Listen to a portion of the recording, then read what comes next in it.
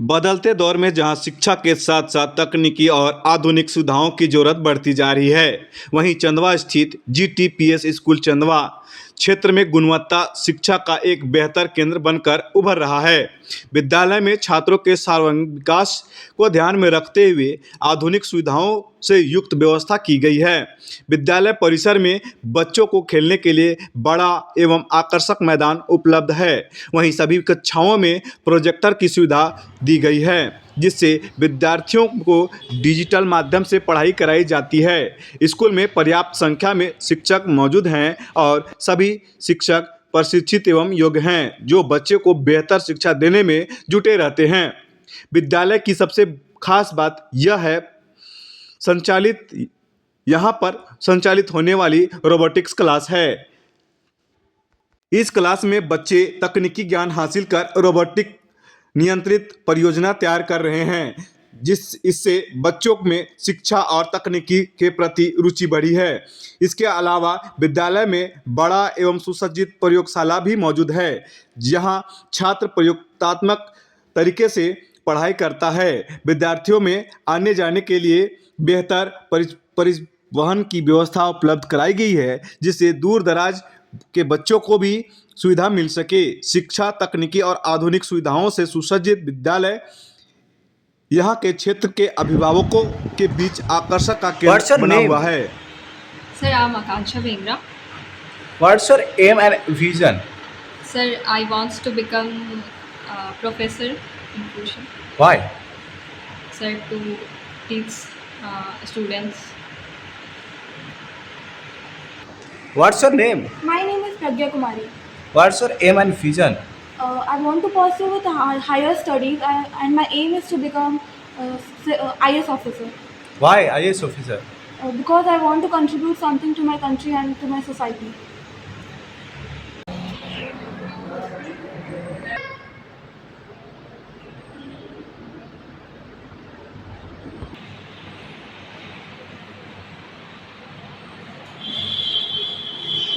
Say something about this system. Can you explain it? Yes, sir.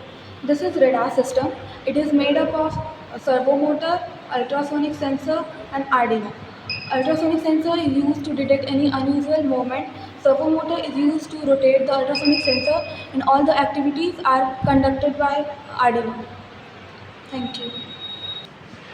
Sir, robotics का दुनिया दिन ब दिन आगे बढ़ रहा है और रोबोटिक्स का सेक्टर में इंजीनियरिंग का एक बहुत बड़ा एक हब बन रहा है।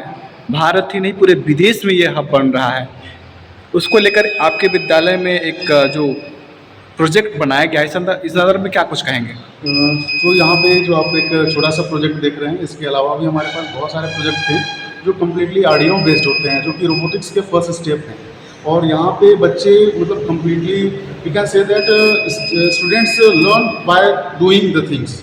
Okay, so these things Arduino and use of Arduino and different types of applications of Arduino, like obstacle car and this is a blind stick and atmospheric controller. Different types of things can they make and utilize these things. क्या आप बता सकते हैं कि ये कैसे काम करता है? Yes, all the things are controlled by Arduino. This is microcontroller and microcontroller collect the command given by the sensors and this is analyzed. इसका उपयोग कहाँ कहाँ हो सकता है? In many of the systems we can use these things just like automatic door and security systems like that. आप अपने बच्चों को इस सेक्टर में जुड़ने के लिए और इसको और जिज्ञासापूर्ण सीखने के लिए आप क्या क्या एक्टिविटी कराते हैं? So many interesting activities like in the last session we have done